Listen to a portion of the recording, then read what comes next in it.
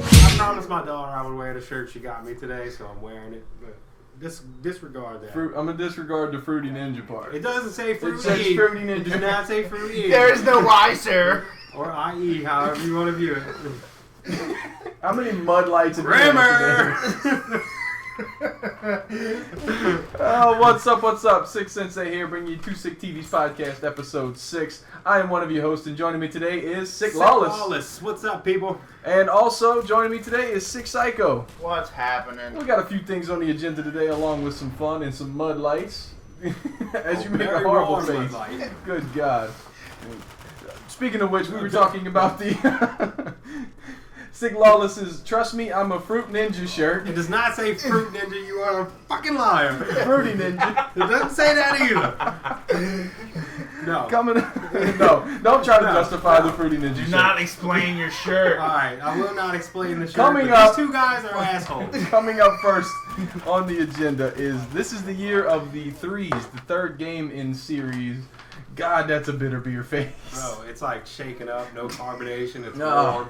So coming out first, Gears of War 3. You are going to get this, I don't know, on the Xbox. I will be playing this tomorrow after work because it's not that important to miss work for. Just joking. No, Just joking. you're not Yeah, missing no. work for it, so No, it's I'm not not that joking. important.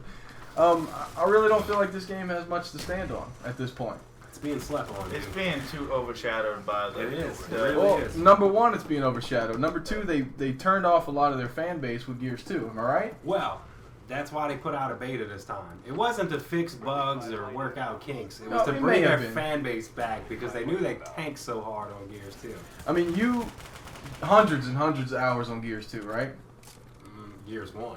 All right, 100 hours on Gears 2. Yes. And you slowly watched your entire friends list migrate from Gears 2 to Modern Warfare. Yep, it was just... And I know you're a person who used to sign off on any first-person shooter. Like, no, third-person shooter is the future. Yeah. Rah, rah, rah, rah. That You was used to me. give I me was all the that guy. arguments. I was that guy claiming But- Gears of War was the best game. But here you are, most excited for Battlefield in Modern Warfare. You're picking up Gears, what, as a nostalgia kind of thing? I'm picking What up really Gears is it? as in I have nothing else to play on the Xbox. No, I'm picking up Gears because it's You bought the Xbox, and the only exclusive they have is Gears. No, it's gonna be a good game, dude. I'm actually excited for it.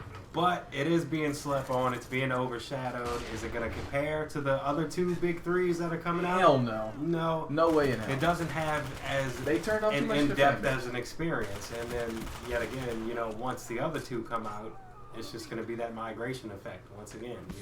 Do you know of any news of they're incorporating like the RPG element, like Call of Duty and Battlefield has the unlocks and the prestige and then the. Well, they tried that in Gears 2. They had a ranking system. It was just leveling. It meant nothing. Yeah, it right? was just a rank. That's all. So there's no Got unlocks nothing and none of that for shit. it. Are they doing that this In time? the beta, they had as you ranked up or got whatever did this, they had accolades, challenges. You got camos, but once again, There's still weapons on the ground and the same old shit. I mean, Yes. they had loadouts though, so obviously there may be they some had unlocks. loadouts, but your loadouts is a pick between 2 shotguns, 2 assault rifles, and So it's nowhere near as in depth as No, a but- COD or a but- Modern Warfare. but that was the thing that had Gears of War 1 going, was the simplicity. But that was back in the day. They got to keep up. Counter-Strike was a big deal for me. And it's a first-person shooter, but it didn't have any unlocks. You spawned in a gun game or something, and all the guns were laying on the ground, literally. You walk over and pick up which one you want. That was awesome back then, but now, you got to keep moving with the times. So, I mean, I think they're still a little bit behind the curve, and I think they're definitely going to get overshadowed by the other two games coming out. I don't know. I think this beast mode's really going to do it for him. You think zombie mode's going to do it for them? I mean, I don't know. No. I don't know. I think I don't think it's going to make that big of a difference. I don't think it's going to take any of the share away from Modern Warfare 3. No, I don't think the beast mode is going to be the selling point at all. But the horde mode does look really cool. They I added agree. bosses this time. It does look pretty cool. It looks badass. I think it's going to be a very good game. Is it going to sell competitively to Battlefield 3 or Modern Warfare 3? No, it's not. Speaking of Battlefield 3, that's coming out next after Gears. And SYKO, you don't like Call of Duty anymore. No, I'm definitely not a Call of Duty fan. Done with the CODs, but you are a Battlefield-centric player. Am I right? Absolutely. And on PS3, PC, what you got? Uh, You got a phone call. Cancel that. I would definitely try it on PC if I had a PC capable of using it. Yeah. Of utilizing the awesome graphics and the 64-player multiplayer. That's my big thing. That's still epic. holding me But, back. That's the only thing that's still holding me back is Battlefield 3. I feel like it's going to be a great experience, but I still feel like it's going to be a subpar experience than what you're getting on the PC. It's definitely going to be. It's not going to be as epic, being just all condensed down. But I still think it's going to be. It's going to be fun. It's going to be an amazing experience. It's going to be fun. Rolling my phone up now. It's still going to be fun. But as Lawless steps out to answer his wifey's phone call, Oh, shut up. we'll keep the Battlefield combo going. I think it's still going to be a hell of a lot of fun. I think on consoles, it's going to stand up to Modern Warfare 3 as gameplay. But again, Battlefield does not hold your hand. It's not a pick up and play. No. Call of Duty's easy in a sense. Battlefield is definitely for the mature gamers, for the guy who's more involved in team play and just he's looking to have a good time with people, to have just have a great time. It's team based. Exactly. It's I mean, team-based. you have to coordinate everything. If you don't, we've learned from experience. You will lose. They have so many bad. things going on there. And now with Battlefield 3, they're coming out with air. Jets. You're gonna have jets. You have two different types of jets. You have like that may be just the ones on the east side though.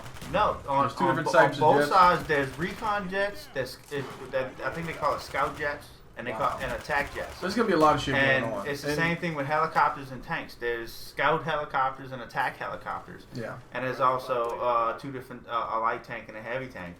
So I mean, there's just so many things going on, right? And that's in what we were Battlefield. talking about. It's not going to hold your hand. You're going to have to put time in. I mean, in Bad Company 2, me and you both, like 200 hours in, we finally learned how to lock on with the RPG. Exactly. It didn't tell you, it didn't beep, it didn't do anything for you. And in some senses, that's a bad thing because it's going to lose some of its base when Modern Warfare 3 comes out because people are not going to like it right off the gate. It's not going to grab you like a great movie like a Transformers or something, that action right out of the gate. Right. But when you do grasp everything that the game has to offer, I think it stands up. I think it stands up, and it's a phenomenal experience. Well, I think to tell you the truth, I think Battlefield they're looking to get those fans that are just those diehard fans that know what games they like to play.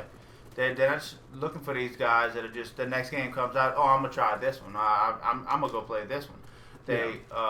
See me. I mean, Battlefield's been out for what, 2 years? I mean, Bad Company, yeah. Yeah, Bad Company 2's been out for 2 years. I'm still playing that right now until Battlefield 3 comes out. Well, yeah, I'm definitely going to touch up on that because the controls are probably going to be a lot the same. And, there's no panic knife. And your engagements, your man-to-man engagements are a lot further than a Call of Duty. Right. I mean, you knifing somebody is actually a rare thing. You don't Yeah. get close enough to knife anybody. No, hardly ever. I mean, Unless you run it up on, unless you know where a sniper is, Yeah. and you're running up on him. Unless you're going there just to take his dog tags. That's Yeah. it. You're not getting very many knife kills.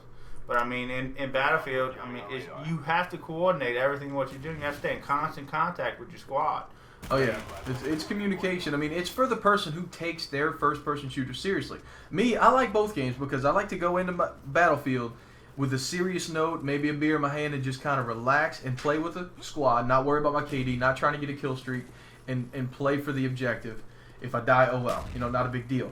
But Exactly. then again, I like Modern Warfare 3 because it has more sense of fun and more sense of solo run and gun by yourself. Yeah. Speaking of Modern Warfare 3, news has come out. Robert Boland, creative strategist for Modern Warfare 3 for Infinity Ward, has said that there will be no Prestige Edition for Modern Warfare 3. Now, the Hardened Edition is going to come with the Call of Duty Elite for a year for free. That means along with all DLCs. well, that's part of Call of Duty Elite. If you Right. buy the regular version and you buy Call of Duty Elite at $5 a month, what does that come out to be? 50, 60 bucks. $60 a month. So for paying an extra $40, you're getting $60 worth of value, all the DLC. And I think this is smart on their part because a lot of people don't buy the DLC. Right. A lot of people buy the game and they can't scrounge up the money. So a lot of people are going to get the Either that hard or they edition. just don't want to learn new maps. A lot of people don't like to learn the new maps. I know Yeah. sometimes it's a nerve-wracking kind of thing when you get new Or maps. they got that Treyarch syndrome where all the map packs are crap. As Lawless joins us again. Welcome back, sir. How was your phone call with the wifey, buddy? Oh, that was great. It was great. Pointless. Blowing up our phones. For no reason at all. Coming out after Battlefield, we went to Modern Warfare, but coming out right after Battlefield is Uncharted 3. Now, a lot of people say Uncharted 3 is going to be more of the same. And I agree, but is that a problem? No, it's definitely not a problem. I mean, it's going to be more of the same with better graphics, right? The same engine, but, you know, they fine-tune it, better lighting, better effects, this and that. You know, it's going to have the same kind of wonky gameplay, or gunplay, I guess you could say. But, I mean, I'm not looking for that for the multiplayer. I'm looking for that for the single player. And I love that franchise. I played Uncharted 2 3 times.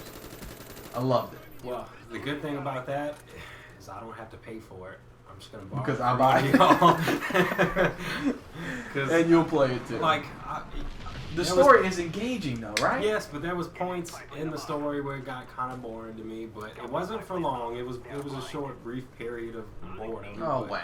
You know, It's a great game. Yeah, it's a good. You game. want boredom? Go play Assassin's Creed and play the same crap over and over because they won't give us a third rendition. Yeah, like what happened to that? Dude, after 2, I was ready for 3. Yeah. All right, anyway. Saints Row the Third. I know you don't want to talk about this specifically. Not really, no. I never played the first 2, but I tell you what, this third one looks intriguing because I like Grand Theft Auto, but it gets boring because I think it's trying to take itself too seriously. All right, I played the first Saints Row, and This is a reboot. Yeah, take San Andreas and times that by 10, and that's what the first Saints Row was. And Like it's time, or as like balls. No, just the balls, the experience. That's what I'm thinking. Like that like Saints Row 1 was really cool, but they did some shit in Saints Row 2 that just, you know, when I seen previews and trailers of it, I just wasn't that interested. But you didn't play it. No, I did not. So you have no say. So I have no say so on Saints Row 2, but Saints Row 3. It's looking kind of cool. It is looking cool. I don't know anything about the story. I just know walking around beating somebody in the face with a big purple dildo on a stick looks like a little bit of fun. I'm not going to lie to you. A little bit of fun. Because that's not something he does in real life, folks. Well, outside the battery. Moving on to Mass Effect 3 coming out. We don't know when it's coming out. It's got a release date later on. It's coming out in March. In March? Tentative March. I know that's not a perfect release date. Mass Effect. That's kind of like Uncharted. You know, it's more of the same, but is that a problem? No. Absolutely not. not. Not a problem at all. Mass Effect 2 got kind of boring for me because it doesn't hold your hand, and I like more of a linear thing, but you guys are big RPG fans, so what do you like about Mass Effect? I know you played on the Xbox, so, you know, that's what it's built on. I think the first one was great. The second one was even better. It had great controls. The storyline was really good to me. I like the mission setup, the freedom you get, the choices you get to make. You know, it's all cool. And they're going with a deeper customizable element in the third one. I think it's going to be really good. Now, are you going to yell at your TV and play it with Kinect? That depends on what they're doing with Kinect. How about no? Because we're getting my daughter one for Christmas. Are we you will now? have a Kinect in the house. Oh. And if they're doing anything cool with it, like, yeah. I got the I'll probably PlayStation play Move, it. I'll sell you, bro. I don't want that garbage. Both of them suck I don't anyway. want that garbage. Like, you still have to hold the controller. Like, Kinect just makes me look like a dumbass with nothing in my hand. And it takes pictures of you and sends it to Microsoft headquarters so everybody can laugh. And some fat guy can play with himself in the chair eating cheese balls. That's a disturbing me, but real. That is true. That's absolutely true. You know, we got some new news about Vita at TGS this year, and you know, I was looking kind of forward to the PS Vita. I'm not a big handheld gamer. I'm not from that generation. Really, how's that little PSP treat you? The PSP's fine. I don't play it much though. That's the problem. So the PS Vita, I really am intrigued about it because they got the Uncharted Golden Abyss, and they got some good games. It's powerful as hell. You know, it's got more random access memory than the PlayStation 3 does, which is impressive. It's got a quad-core processor, but it's only got a 3 to 5 hour battery life. Yeah, it's got some major power, but the major power drains the battery. It kills the battery. The OLED screen probably helps with the battery, but not to mention the touchpad and the. For a lot of people, that's not going to be an issue. 3 to 5 hours is not bad, but the only reason I would buy a Vita is for long trips, you know, plane flights, anything like that. I'm not looking to sit down and play a game for 10 minutes. I got a phone for that. Yeah. There's a phone for that, right? There's a phone. But a couple other big negatives that come out lately is it's going to have a proprietary charge port. Yeah, that's definitely going to be. I mean, I thought we were done with that. I thought iPhone turned everybody off, or Apple turned everybody off of proprietary charge ports or ports in general, and said, you know what, you know, it's really smart, it's really good for the consumer to have, you know, the micro or the mini USB as a generic kind of charge and transfer and port, because when I get in your truck with my phone dead, you know, it's like, you got one of these? Yeah, Absolutely. I do. And it's great. But, you know, I'm going to have to keep track of this little $30, $40 charger because, you know, they can charge an arm and a leg for the only one that comes out. Everywhere you go, you got to have the freaking charger in your pocket. It's Mad Cats will save us all. Mad Cats. It's also going to have a proprietary memory card. You remember when they did this with the PSP when it came out? The Pro memory. And they charged like 8 times of the freaking. It's gonna have that's like the proprietary memory card, and they're gonna come out with the games. Are gonna be on the little memory cards. They're gonna be on little bitty sticks. You know, like a micro SD or whatever. Right. And you can buy that as like an 8, 16, or 32 gig. You know, expansion memory, and you can download any games. But still. Come on, man. That's just trying to rape the consumer. We don't want to be raped. We want to enjoy the products we buy and feel satisfied with our purchase. Now, I understand that at $250, that also seems like a great price point for a Wi-Fi. It's a decent price for a handheld game, but they're trying to compensate by putting specialized chargers, specialized memory cards.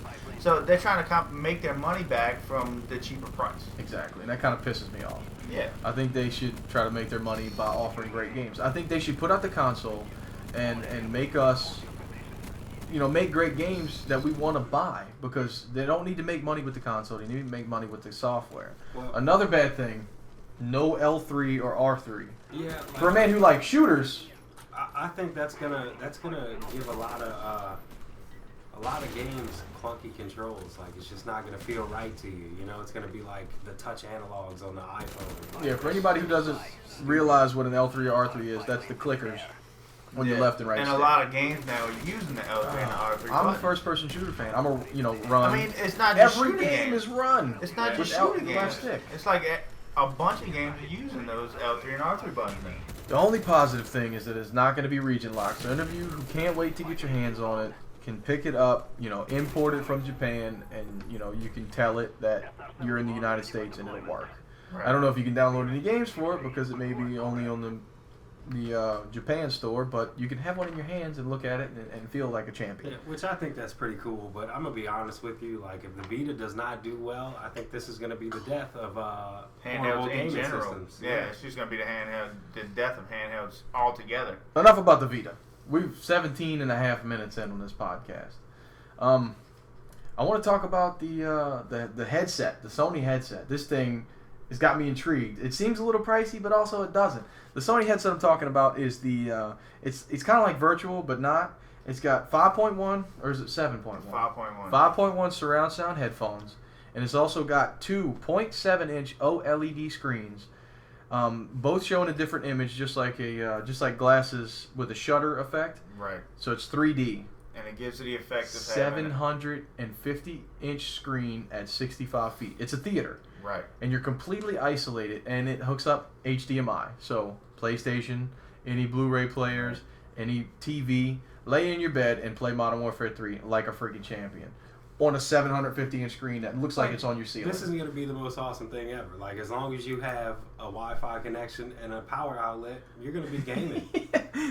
Like, well, I mean, what if we game right here in the office, with 750-inch screen right here? Yeah, I mean, that's. I would pretty be cool. in heaven. It would be pretty awesome. But $800 price point. I am buying. You're buying? $800. You are getting it.